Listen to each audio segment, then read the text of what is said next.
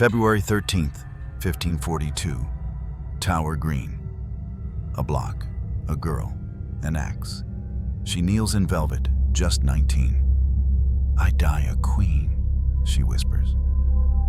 "But I would rather die the wife of Culpepper." The executioner raises his blade. The court holds its breath. One stroke. Silence. She was once the most adored woman in England. Now her name is erased like a mistake. Who was Catherine Howard? Really? And how did a girl barely out of childhood end up here, alone, on her knees, with history watching, where there should have been guidance? There was only music. Where there should have been protection, there was only laughter and locked doors. Catherine Howard was born into the edges of privilege. Her blood was noble, Howard blood, but it was not powerful enough to protect her. Her father, Lord Edmund Howard, was a younger son with little money and less influence. Her mother died when she was still a child, and so Catherine was passed off like an afterthought, to be raised in the chaotic household of her step-grandmother, the Dowager Duchess of Norfolk. It was a place of echoes and shadows, not structure. The Duchess was elderly and distracted, and the girls in her care, many of them noble-born but neglected, lived like wildflowers in a walled garden. They shared rooms, beds, tutors, and secrets. They played music. They danced. They laughed too loudly. They whispered in the dark. There were rules, of course, but they were soft things, rarely enforced, easily broken.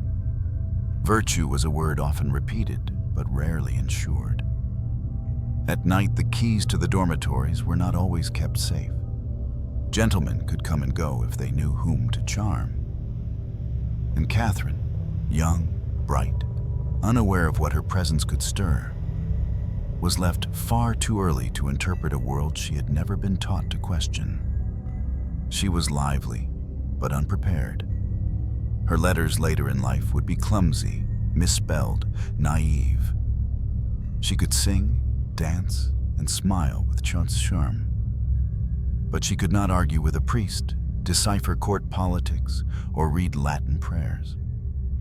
Her only curriculum was attention, how to attract it, how to hold it, how to survive by it.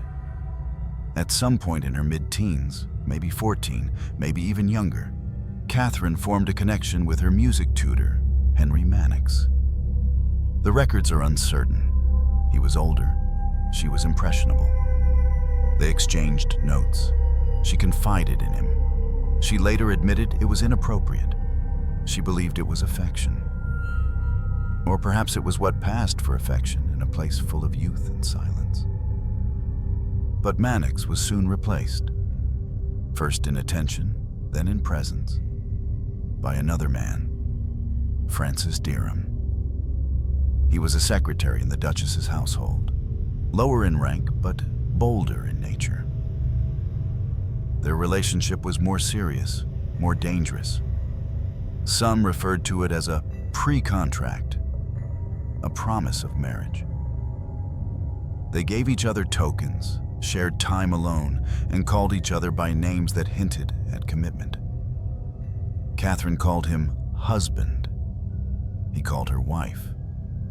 And then it ended. Abruptly, quietly. Derham left, or was dismissed. The Duchess may have learned the truth, or quietly ignored it. Catherine moved on, or was moved on. What started as private affection became buried memory.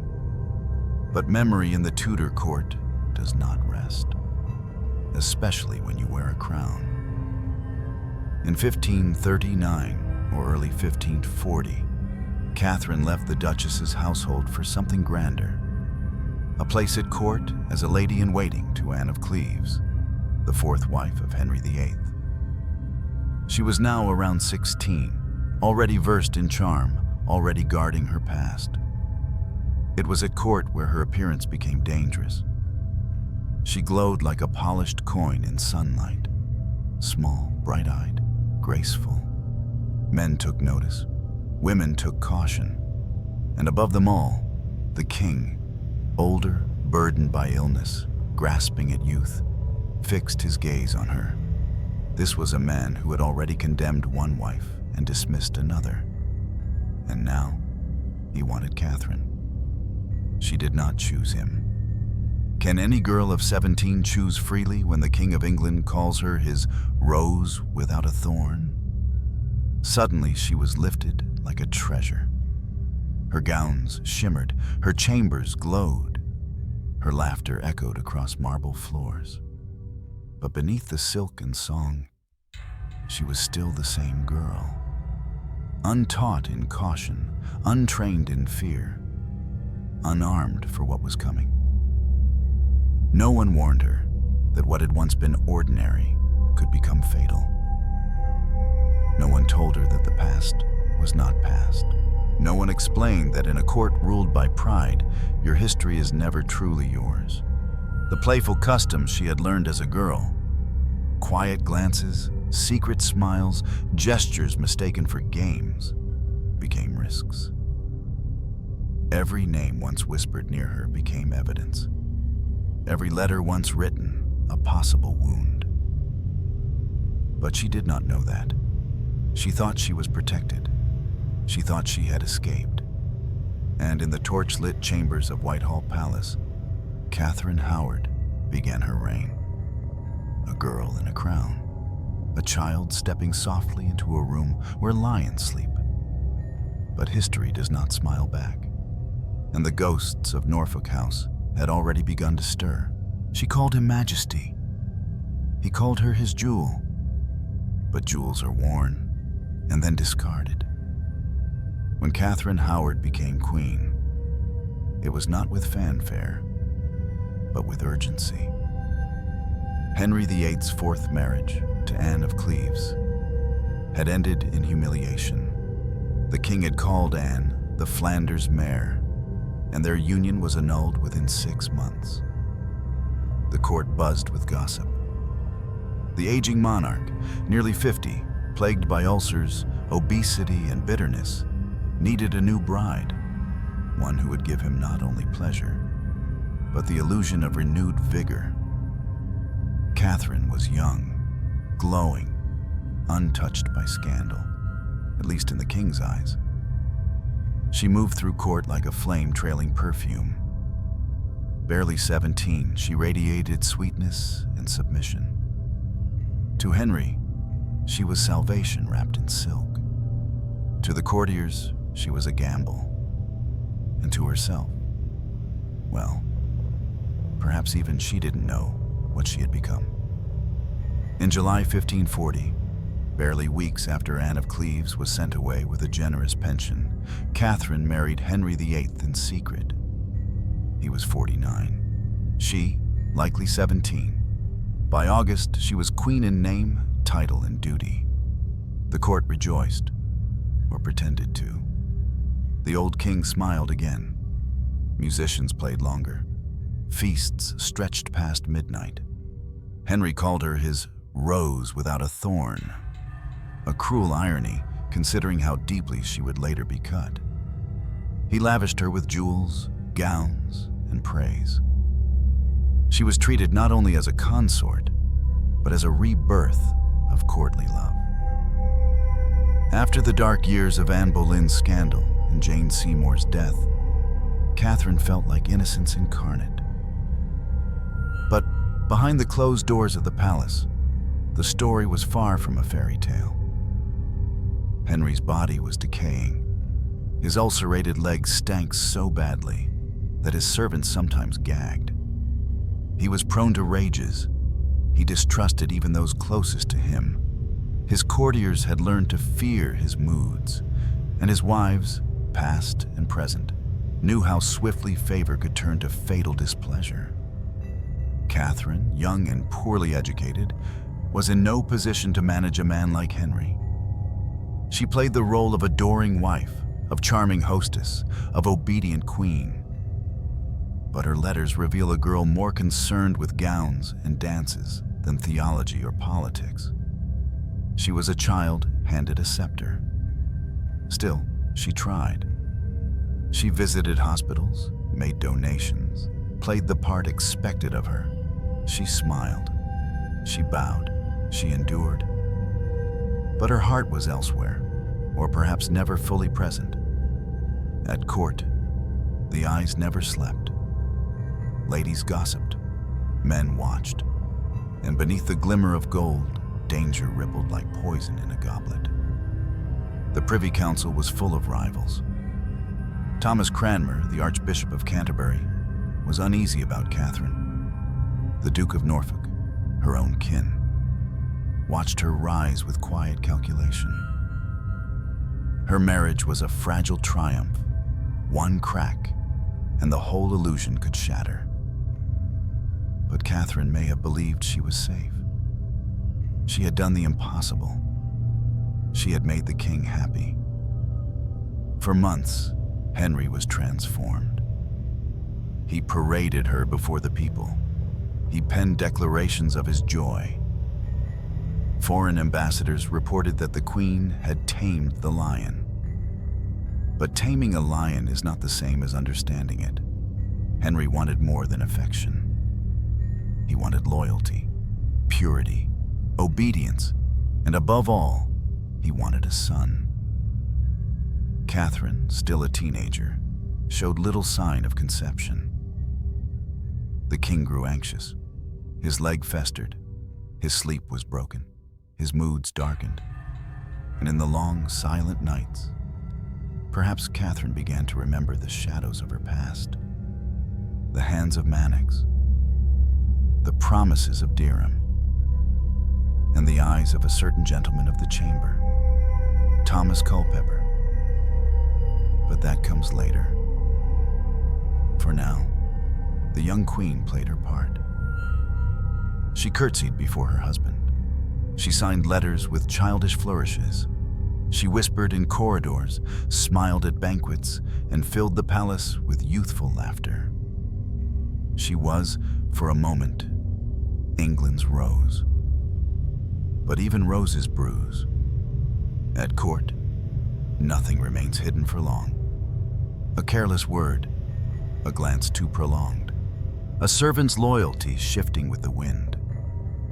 The same court that cheered for Catherine's beauty now sharpened its daggers behind fans and silken veils. And there were those who remembered. Francis Dereham had returned to court. Why is still debated. Some say Catherine brought him back as a gesture of mercy.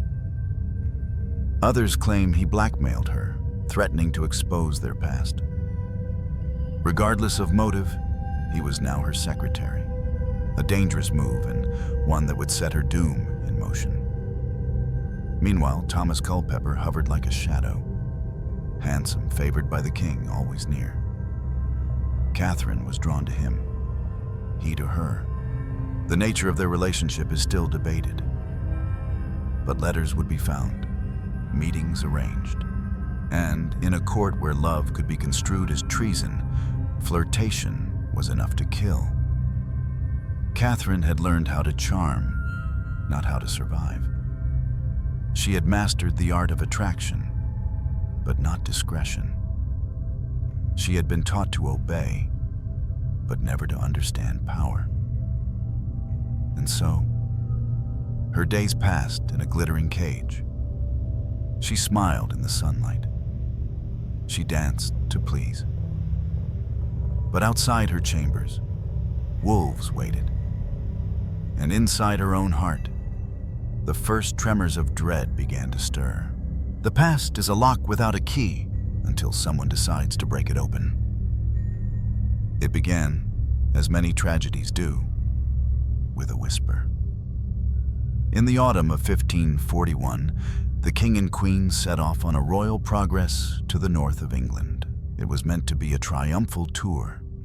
Henry VIII showing off his young bride, Catherine Howard, basking in public affection. They stopped at castles, visited noble families, attended banquets. And to those on the outside, they looked happy. But even as the king smiled and the queen curtsied, a quiet storm was gathering. Behind the walls of Lambeth Palace, the Archbishop of Canterbury, Thomas Cranmer, had received a folded letter.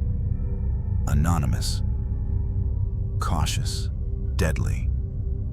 It accused Queen Catherine of light behavior before her marriage to the king.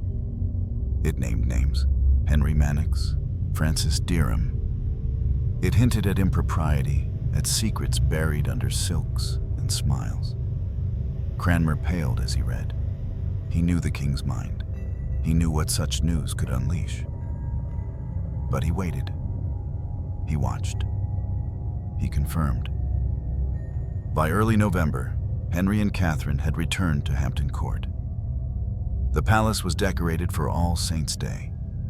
The king planned a mass, a feast, perhaps even a public thanksgiving for his perfect rose.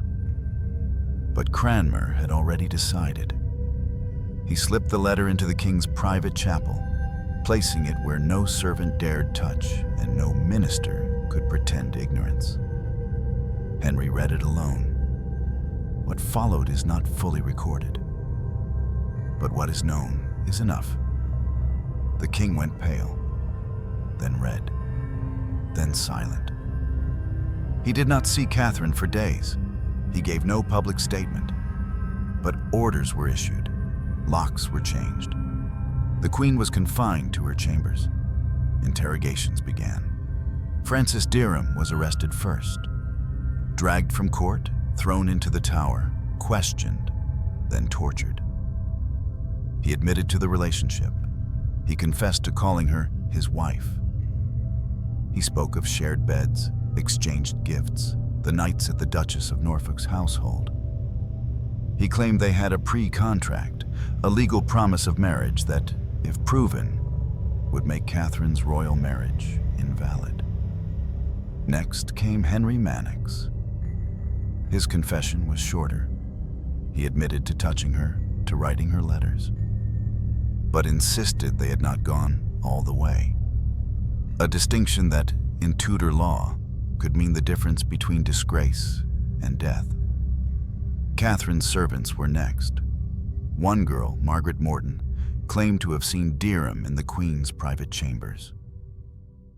Another, Mary Lascelles, the original informant, spoke with quiet fury. She had known Catherine in her youth and believed her rise had been undeserved. Whether motivated by morality or malice, her words helped build the pyre. And then, the Queen herself. She was summoned. Not to stand trial yet, but to be interrogated, isolated, and broken. The once glorious apartments of the Queen were stripped of tapestries. Mirrors were removed. She was left in silence. Only prayers and the echo of her own fear. Catherine broke quickly. At first, she denied everything. Then, piece by piece, she gave in. She admitted to Derham, but not to Culpeper. She pleaded that she had been young, naive. She wept. She begged. She tried to write to the king letters of sorrow, of desperation, of love. One, addressed to the king's most excellent majesty, still survives in fragments.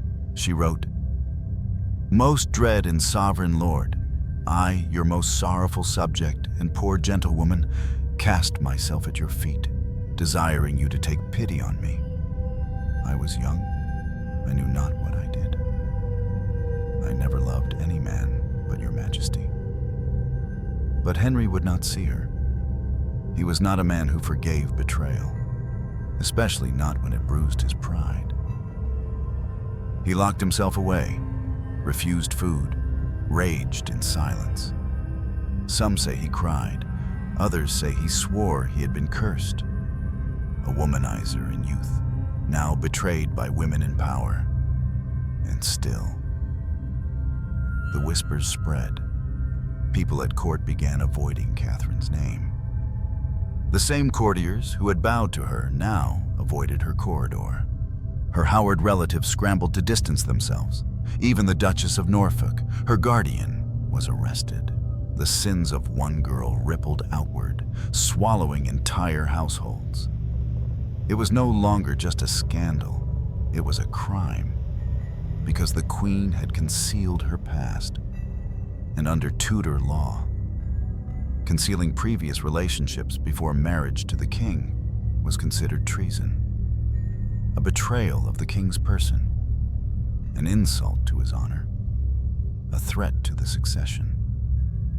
But worse was still to come, because even as Catherine confessed to her past with Derham, rumors had already begun about her present with Thomas Culpeper, a man of the king's bedchamber, trusted, handsome, ambitious, someone, no one knows who, mentioned his name. And once spoken, it could not be taken back. Now the hunt turned forward, no longer just her past, but her present. And the Queen, just 18, sat alone in her rooms, the sound of footsteps in the hallway like thunder, the creak of keys like a noose tightening. She wrote again, pleaded again, but no letter could change what had been put into motion. Catherine had been raised in neglect, surrounded by silence. Now silence surrounded her once more. But this time, it was not careless. It was calculated, and it was closing in. The girl who once giggled behind velvet curtains now waited, hour by hour, for the knock that would end her life. What begins as a glance becomes a habit. What begins as a secret becomes a weapon. Thomas Culpeper, a gentleman of the king's privy chamber, trusted enough to sleep outside the king's room, charming enough to entertain the court, attractive enough to tempt the queen. In another life, he might have been her match. In this one, he would be her ruin. The nature of Catherine Howard's relationship with Thomas Culpeper remains one of the most debated threads in Tudor history. Was it love, desire, blackmail, a teenage fantasy, a political entrapment? The truth may lie somewhere in the space between longing and fear. What is clear, they met, repeatedly, secretly, while she was queen.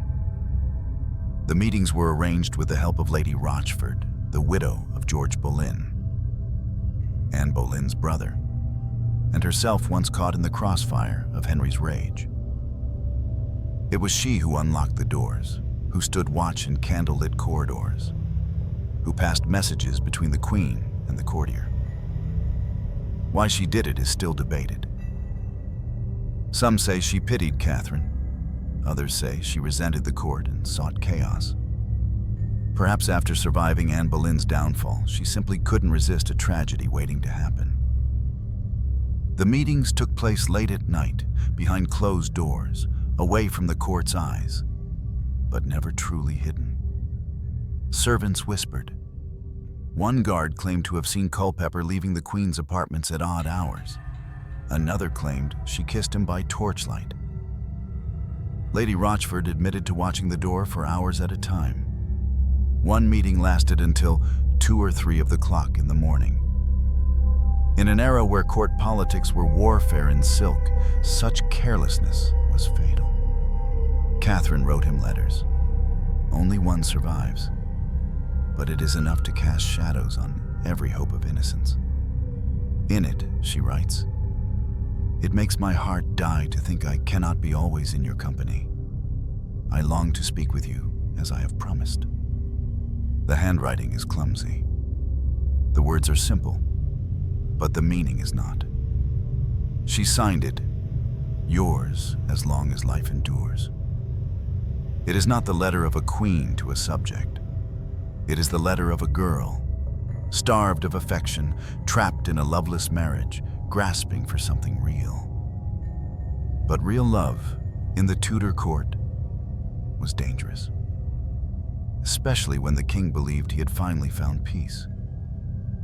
In November 1541, after the first interrogations about Catherine's past had begun, the focus turned sharply to her present. Culpeper was arrested. He was interrogated, and then tortured. Records from the Tower describe how he resisted at first. Then, under pressure, he confessed. He admitted to meeting with the Queen. He claimed they had planned to sleep together, but hadn't yet. He insisted the relationship had not been consummated.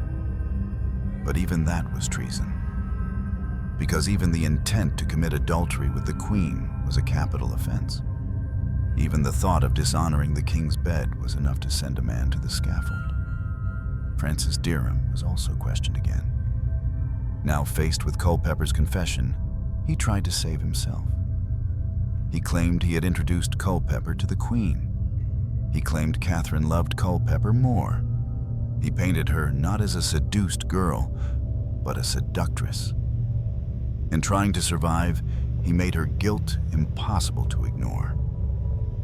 Lady Rochford, dragged once more into a spiral of betrayal, broke under pressure. She admitted everything.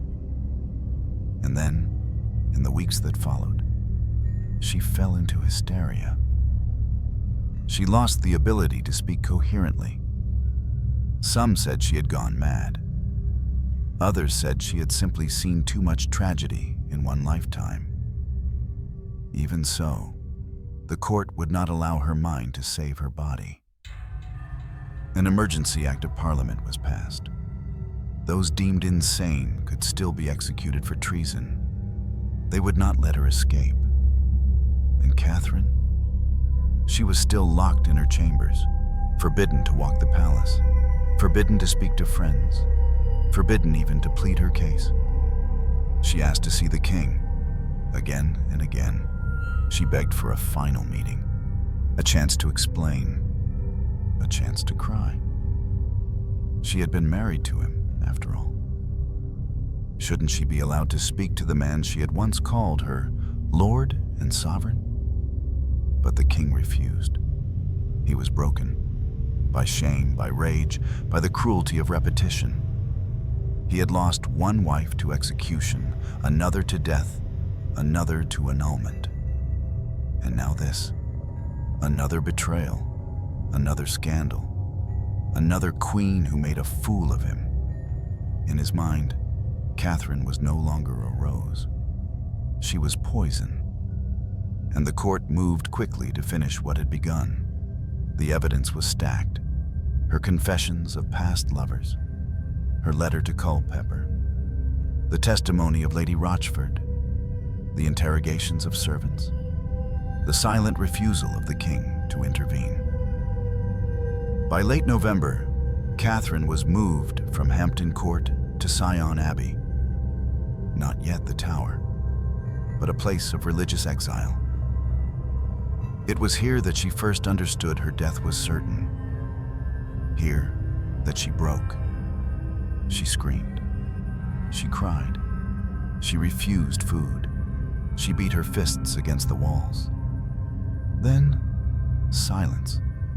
She asked for books.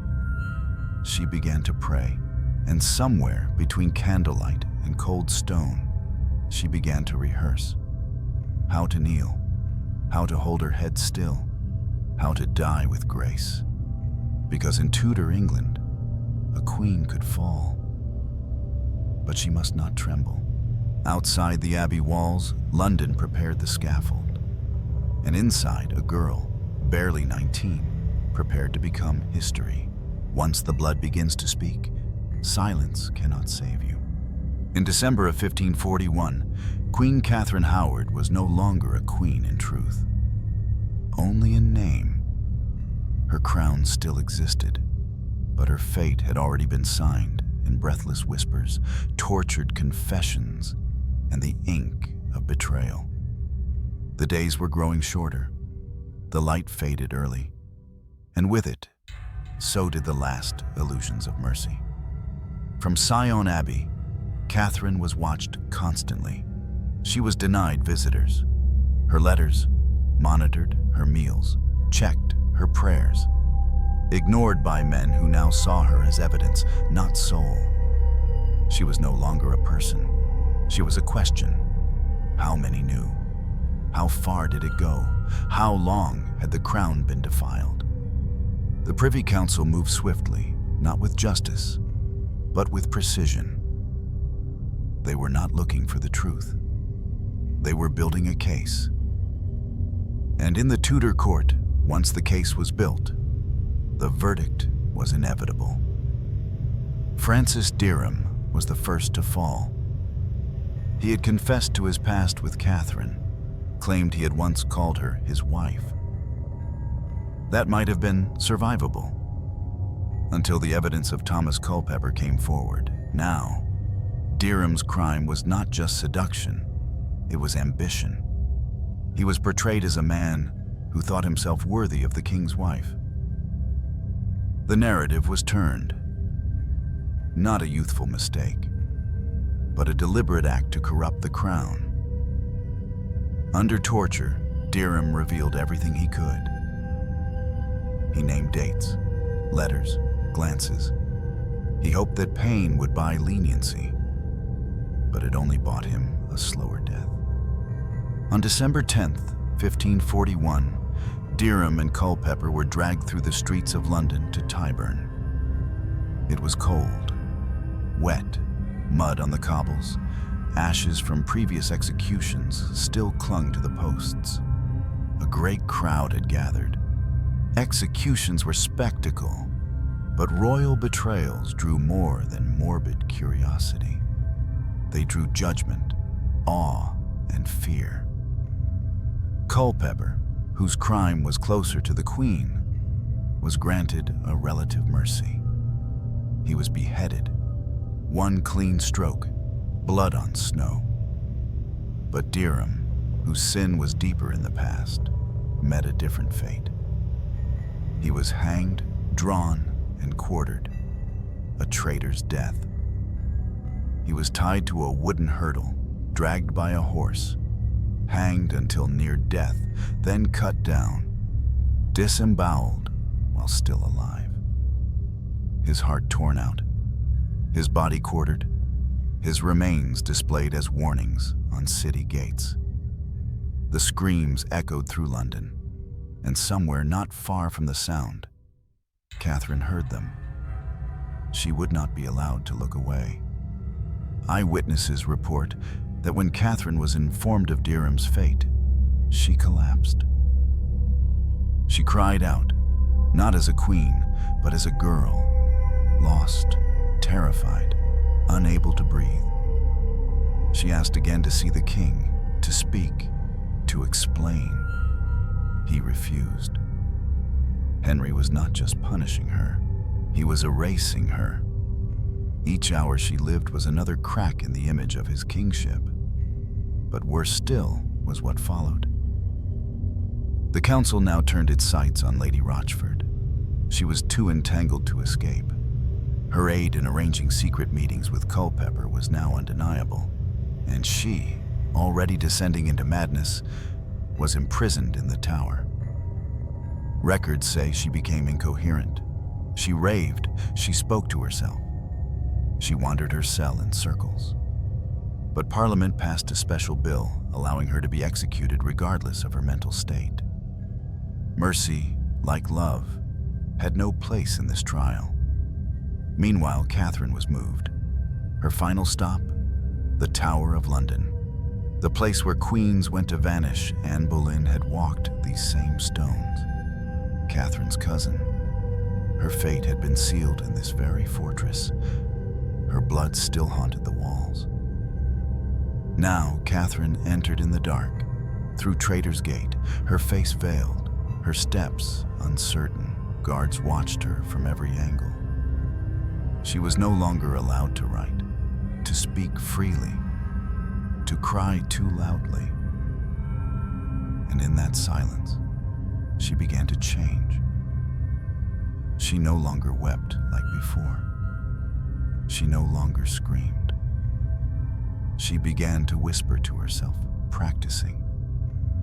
She would lay her head down. She would not tremble. She would not disgrace her body more than it had already been disgraced by others. One lady in waiting recorded that Catherine begged for one thing before death: to have the executioner's block brought to her cell. She wanted to practice placing her neck. She wanted to feel the cold wood beneath her chin. She wanted to know where to breathe, how to be still, how not to panic when the blade rose. Because when death was certain, grace was the last thing a woman could control. And Catherine, for the first time in her life, wanted control. The girl who had been passed from household to household. The girl who had been raised without guidance, exposed without protection. The girl who had been married to a king she could never love. That girl was dying already. What would remain would be a name, a sentence in history, a caution, a warning, but not the truth. Because the truth, as always, was no longer useful to those in power. In the tower, Catherine began to pray daily, not just for her soul, but for peace, for the silence to end, for the axe to fall. She asked for black velvet for her execution gown. She wrote no last letters. She would go alone. By early February 1542, the paperwork was finished. Parliament declared her guilty of treason, her title stripped, her marriage declared invalid, her name scrubbed from the court. On February 10th, the order was signed. She would die in 3 days. And in those 3 days, Catherine Howard prepared for the only ceremony that would not end in applause: her death. A crown placed on a child's head becomes a noose if no one teaches her how to wear it.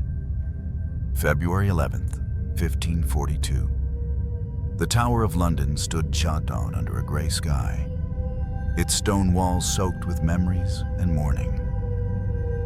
Inside, Catherine Howard sat in a cell that once held queens, her cousin Anne Boleyn among them.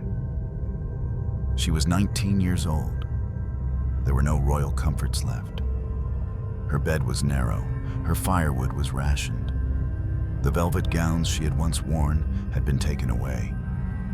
In their place, a simple black dress, thick, heavy, suffocating, the color of sorrow and finality. No family visited. No priest offered absolution. The king had issued a silence as final as the verdict. No one was to plead for her. No one was to console her. The girl who had once turned heads with a smile was now a condemned woman rehearsing her death in the dark. And she rehearsed. In a moment both heartbreaking and brutally human, Catherine is said to have asked for a block to be brought to her chamber, not as a gesture of defiance, but of preparation. She needed to know how it would feel, where her chin should rest, how to breathe in the moment between life and death, how to keep her body still. This wasn't vanity. It was control, the only kind left to her. The tower had a rhythm. The guards rotated. The meals came cold and late. The chapel bell marked time, not with hope, but with warning. Each toll brought her closer to the scaffold. Each night was harder to sleep through. Sometimes she spoke to herself. Other times, she lay motionless, eyes wide, staring at the ceiling. The girl who had once written letters, filled with longing, now said nothing. Not to the council, not to the clergy. She had already been judged. The trial was over. There would be no more chances. On the 12th of February, the day before her death, she took confession. A priest was finally allowed in. He described her as quiet, pale, and deeply sorrowful. But she did not collapse. She did not rage. She did not scream. She had done all that before. Now she had entered the stillness that comes only when nothing more can be taken from you. That night, she slept in fragments. And in the early hours of the morning, she rose before sunrise. She bathed. She dressed herself slowly, carefully. A black velvet gown, a white linen collar, her hair pulled back, no jewelry, no crown, only death awaited. The guards arrived at dawn. She stood when they entered. She did not cry. She did not resist. She asked only for one thing, that it be quick. As she was led through the stone corridors of the tower, her footsteps echoed. Some servants averted their eyes. Others watched her, trying to memorize the face of the girl who had once been queen. The walk was short, but every inch weighed more than gold. Down the narrow stairs, out into the gray February morning, Tower Green awaited. Unlike common traitors, Catherine was not to die at Tyburn. She would be spared the jeering crowd, the public spectacle. Her execution would be private, witnessed only by a select few. It was a grim courtesy reserved for women of rank. The scaffold stood in the center, surrounded by a ring of stone and silent onlookers. Straw had been laid to soak up the blood. The block was clean, the axe sharpened, the executioner already waiting. Beside the block stood a small wooden coffin. She saw it, and still, she kept walking. She climbed the steps alone. No one held her hand, no one announced her name, and no one stopped her. On the scaffold, she turned to address the witnesses. Her voice, thin but clear, cut through the cold. I die a queen, but I would rather die the wife of Culpeper. Some say these were her exact words. Others believe they were a whispered confession moments before the axe fell. But either way, they linger. A single sentence that haunts every history book written since.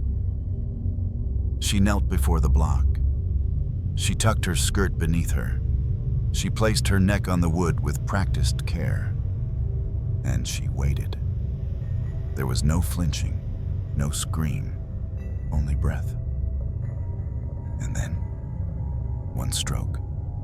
The axe severed her head cleanly. Catherine Howard was dead. Her body was placed in the coffin beside her, her head wrapped in linen and laid atop her chest.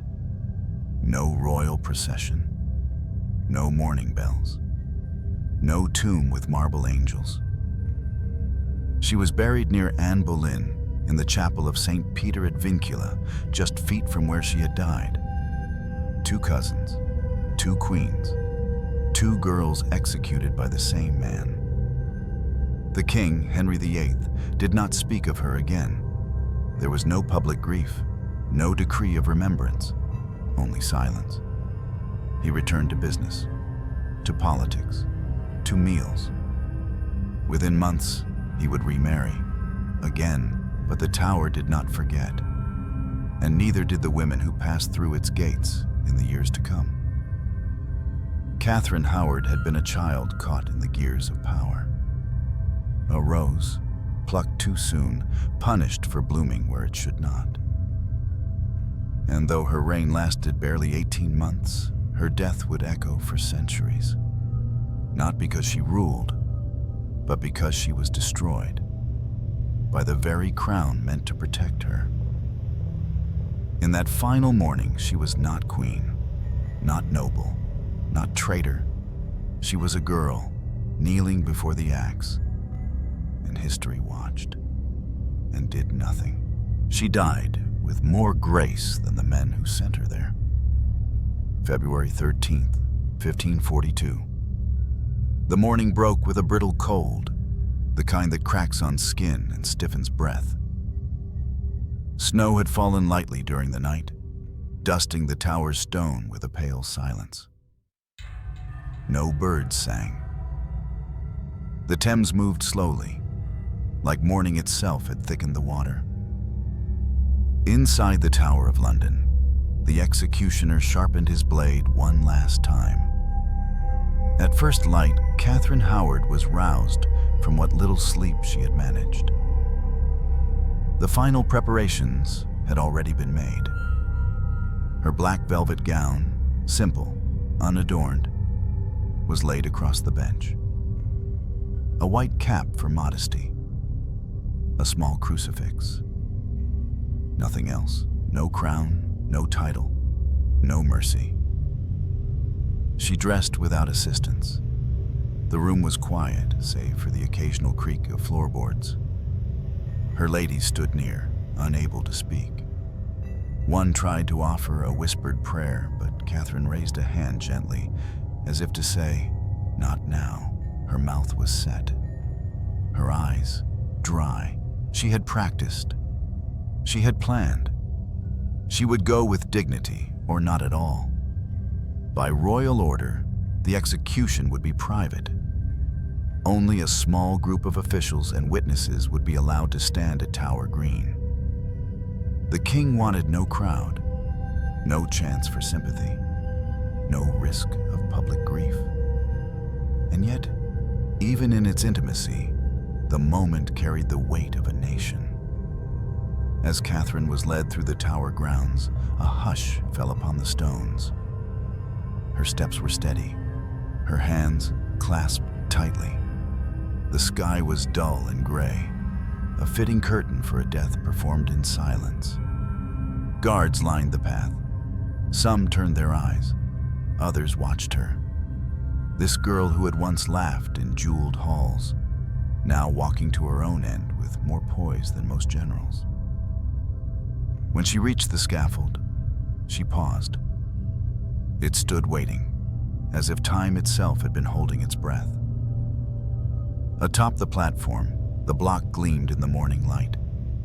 A basket sat to one side, a cloth to catch the head. It had all been done before, this choreography of death.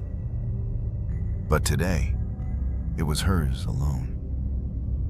Catherine climbed the steps slowly. She did not tremble. She did not look back, and when she stood at the center of the scaffold, she turned to face her audience, ministers, guards, and a handful of silent witnesses. No family, no friends, no final embrace. She had one thing left: her voice.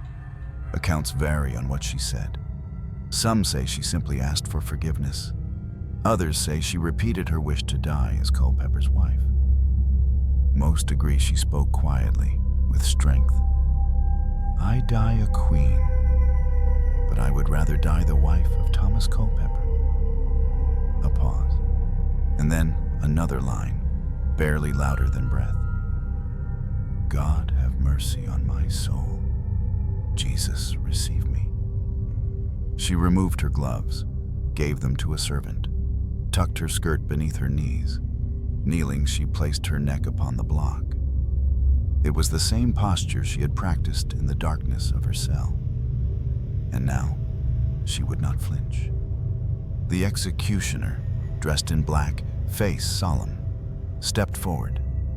He held the axe in both hands, raised high. A moment of stillness. The sound of a bird, distant. And then, one stroke. The blade fell, and with it, Catherine's life. Her body slumped forward, the head rolling gently into the basket. Blood spread across the straw, a red stain against winter's gray. It was over. The girl who had once lit the Tudor court with laughter was now only a memory held in silence. No trumpets, no eulogy. Just cold stone and cooling blood. Her body was placed in the coffin beside the scaffold, her head wrapped in linen. Together, they were lowered into the earth beside her cousin, Anne Boleyn, in the chapel of St. Peter ad Vincula. Two queens, two wives of the same king. Two women condemned not for war or politics, but for love. No monument marked her grave.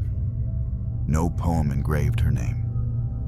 She was buried not as a queen, but as a traitor. And yet, those who had witnessed her death said this: she died nobly. She died still. She died braver than many who had lived longer. Back at court, her name was scrubbed from documents, her portraits removed, her family scattered and disgraced.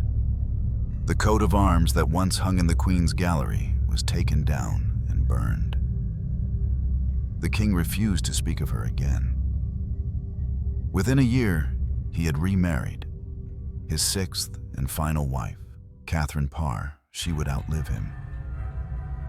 But she would never forget that in the very halls where she stood, another Catherine had once walked, smiling, young, unaware. The tower resumed its routines. Executions continued. New prisoners arrived. Time moved on. But Catherine's blood soaked the soil, and the ground, like history, remembers even when kings forget. In death, she became something more than the sum of her errors. She became a symbol of youth wasted, of power abused, of silence that could not save her. And though she spoke softly in her final hour, her story would scream through centuries, not because she ruled, not because she triumphed, but because she knelt and the world kept watching. She died like a queen, but they buried her like a rumor. After the axe fell, silence followed. Not just on Tower Green, but across all of England's court. The news was not proclaimed. No royal bulletin announced the execution of Queen Catherine Howard. No bells tolled for her soul. Her name was not spoken in Parliament. The king did not appear in mourning. He did not wear black. He did not mention her ever again. She vanished, not just in death, but in record. Within days, royal scribes were ordered to revise official documents. Her name was struck out from registers, removed from chronicles. The coat of arms that once hung above the Queen's chambers was taken down, broken apart, and fed to fire. The motto, "No other will but his," a symbol of her loyalty, was erased like an embarrassing mistake. Even portraits were altered. In those that survived, later historians struggled to determine which face belonged to Catherine. Some show a demure girl in pearls, others a more assertive expression. But none were labeled, none honored. She became a queen without an image, a ghost in velvet. And her family, what remained of it, was left in disgrace. The Howard family, once one of the most powerful noble houses in England, fell like a tree felled in a storm. Her uncle, the Duke of Norfolk, barely escaped execution himself. Her step-grandmother, the Dowager Duchess, who had overseen Catherine's upbringing, was arrested, interrogated, humiliated. She was accused of negligence, of fostering an environment of sin. Though never executed, she was imprisoned and fined heavily. Anyone who had once claimed connection to Catherine now denied it. Servants changed stories. Courtiers whispered new loyalties. Her friends became ghosts. Those who had once bowed to her now turned their backs. Even Lady Rochford, who had helped arrange the meetings between Catherine and Thomas Culpeper, did not receive pity. Though she had suffered mental collapse, she was still dragged to the scaffold. On February 13th, the very same morning as Catherine's death, Jane Boleyn, Lady Rochford, was also executed. beheaded just moments before the young queen. They buried her in the same chapel. No flowers, no prayers, only history's weight pressing down. In many ways, Catherine's death had served a purpose, not of justice, but of containment. The court needed to cleanse itself. Henry VIII, paranoid, aging, grotesquely wounded by pride, wanted to close the chapter without reflection. To maintain the myth of the perfect king betrayed, never the man who had chosen a teenage bride and ignored her past. To question that narrative was dangerous. So, no one did. In private, some whispered. Some said she had been a child. Some said the men had used her, and the king had destroyed her to hide his own foolishness. Some compared her fate to Anne Boleyn's, and wondered if these two young women had simply been too alive for a court that demanded obedience and silence. But these were private thoughts, dangerous thoughts. Better left unspoken, Catherine became a lesson, not a memory. For women at court, her fate was a warning. Guard your words, your body, your past. For men, it was a reminder. Power protects itself. And for Henry, it was an inconvenient echo of a love that had failed to serve him. In the months that followed, Catherine's personal belongings, her books, her letters, her jewelry were either destroyed or repurposed. Gowns were given to other ladies. Her former rooms were cleaned and reassigned. The queen had died, but the palace remained. The machinery of royalty moved on, as it always did. In the king's council, her name was not brought up again. When foreign dignitaries asked about the execution, they were met with vague answers. She committed treason. She deceived the king. She dishonored the crown. Nothing more. And yet, despite every attempt to erase her, Catherine lingered. She lingered in the minds of those who had seen her laugh at banquets, in the memories of servants who had heard her crying at night, in the sudden hush that fell whenever someone mentioned the name Howard in court. She became an absence, a shadow in red velvet, and her grave, unmarked, no inscription, just stone beneath the floor of the chapel of St. Peter ad Vincula, near the tower walls. Visitors walked across it daily, unaware. No monument, no roses, no words. She was buried not as a queen, not as a traitor, not even as a woman, but as something England preferred to forget. It would take centuries before people began to speak her name with compassion again. Historians decades later would ask the questions that no one dared to ask in her lifetime. Had she truly committed adultery? Or had she simply been a girl raised in neglect, punished for not being silent enough? Was she guilty or merely convenient? They would unearth her final words. They would study her confessions. They would analyze the testimony of the men who had destroyed her. And slowly, they would begin to see what her contemporaries could not or would not. That Catherine Howard had been, above all things, young. Too young to wield power. Too young to be blamed for a world that devoured girls and blamed them for being desired. She had died quickly, but her erasure was slow, systematic, intentional, and yet it failed. Because today, we remember her, not just as a queen who lost her head, but as a girl who was never given the chance to grow into her own. A girl who should have been taught, protected, heard. Instead, she was punished, forgotten.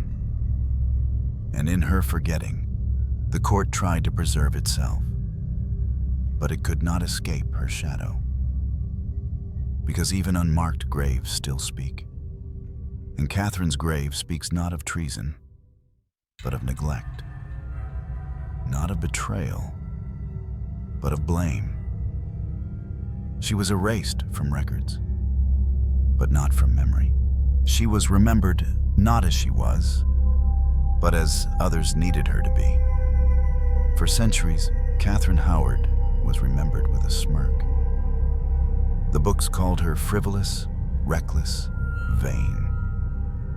The ballads turned her into a cautionary tale. Plays and poems cast her as the laughing fool, dancing in pearls, tempting fate, too foolish to fear the axe until it kissed her neck. She was reduced to a few shallow sentences: the fifth wife, the young beauty, the unfaithful queen. Another name in the bloody list of Henry VIII's wives. Anne Boleyn was the clever one, Jane Seymour the quiet one, Catherine Parr the survivor, Catherine Howard, the pretty one who didn't last. But beneath the labels lies something far more human and far more harrowing. Catherine was not a seductress. She was not a schemer. She was a child groomed for danger and then executed for not surviving it. She was born into a world where her value depended entirely on how she pleased men. Her family didn't educate her, they dressed her. They didn't protect her, they offered her. She was taught to curtsy, to sing, to smile, but not to say no. She was passed like a gift between households, seen more as potential alliance than as person. In the household of the Dowager Duchess, she was surrounded by older men and little supervision. Her earliest experiences with intimacy weren't rooted in consent. They were rooted in imbalance. Henry Mannix, her music tutor, was an adult. She, a girl. Frances Derham, older still, called her wife, without ever asking what she wanted. And when she entered the Tudor court, it was not as a woman empowered by her past. It was as a girl trained to stay silent about it. When Henry VIII chose her, she had no real choice. What 17-year-old could say no to a king? He was nearly 50, diseased, known for beheading wives. Yet he believed her to be his perfect flower, his rose without a thorn. He crowned her, bedded her, showed her off. But he never truly saw her. And when her past came to light, that illusion, his illusion, was shattered. To admit Catherine's complexity would be to admit his own blindness. So, instead, she was labeled a whore, a traitor, a shame to the crown. It was easier than reckoning with the truth that Henry had married a child, that he had surrounded her with men she could not refuse, that he had created a world where silence was survival, and then punished her when silence was no longer enough. Even Thomas Culpeper, whose name would be forever linked with hers, was not innocent. Their relationship remains debated. Were they lovers, flirtations, victim and predator? Letters suggest longing, but whether that longing came from affection or fear is unclear. Culpeper held power, Catherine very little, and even if she had loved him, she died for wanting a love that wasn't the king. It wasn't adultery that killed her, it was perception. Because in Tudor England, to be a woman, young, beautiful, desired, was already dangerous. To be a queen was to walk a blade's edge, and Catherine fell. But even in her fall, she revealed truths the court could not hide. That girls were being married to kings as if their age did not matter. That past relationships, once private, could be weaponized in the name of honor.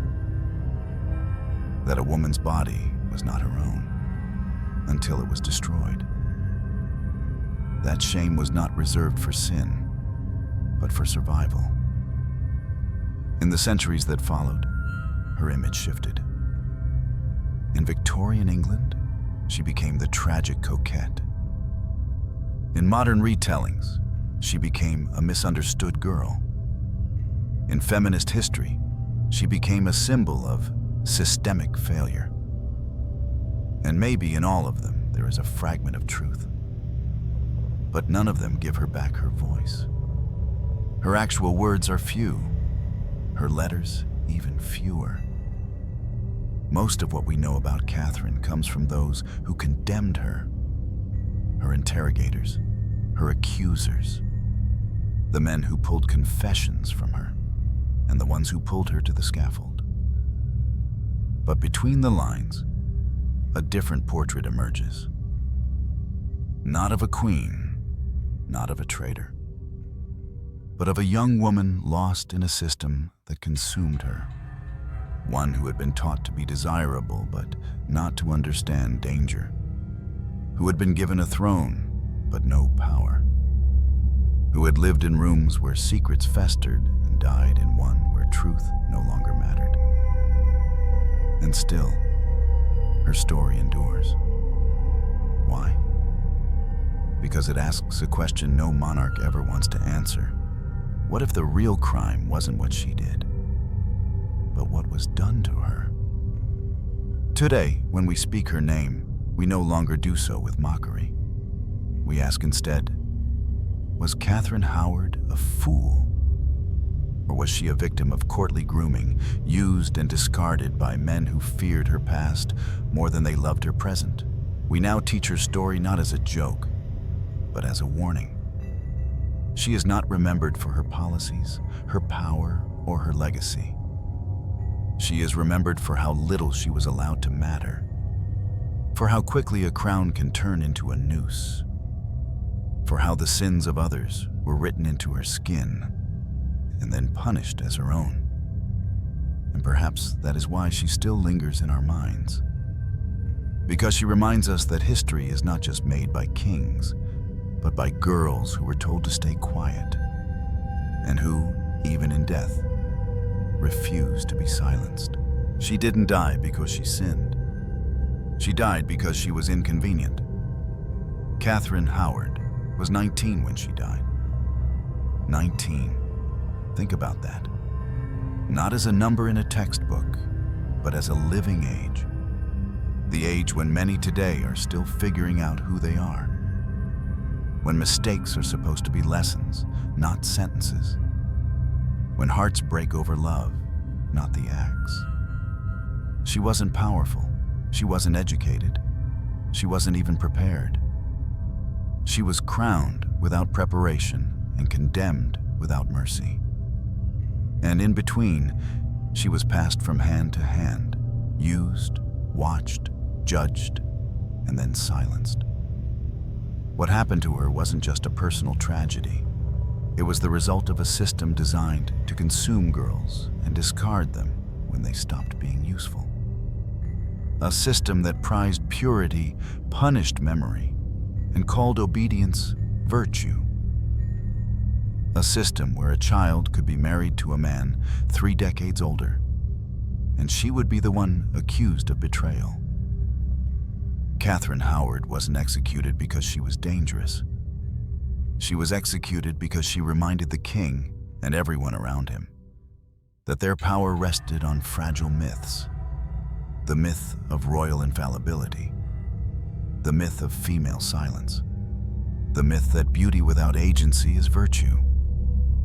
And when Catherine broke those myths, even slightly, by writing a letter, by meeting a man, by having a past, she had to be erased.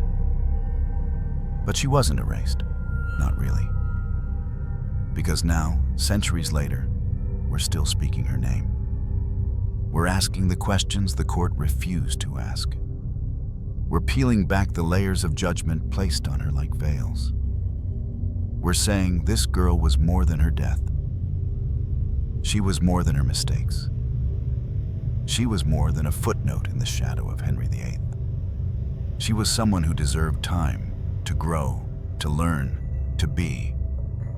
But she was never given it. And maybe that's the lesson history leaves us with. That power, left unchecked, will always seek to destroy what it cannot control. That beauty, when forced into silence, becomes tragedy. That youth, in the wrong hands, is not innocence, it's vulnerability. Would Catherine have died if she had been a boy? Would she have died if someone had said, "This is not how we protect our daughters"? Would she have died if she had simply been allowed to live? We'll never know. But we do know this. She died kneeling. She died waiting for forgiveness that never came. She died whispering a name that wasn't the king's. And maybe that whisper, soft, human, defiant, is the only truth we need. If stories like this matter to you, if you believe forgotten voices deserve to be heard, please consider subscribing. This channel exists to give voice to the silent, the erased, and the misunderstood. Thank you for listening.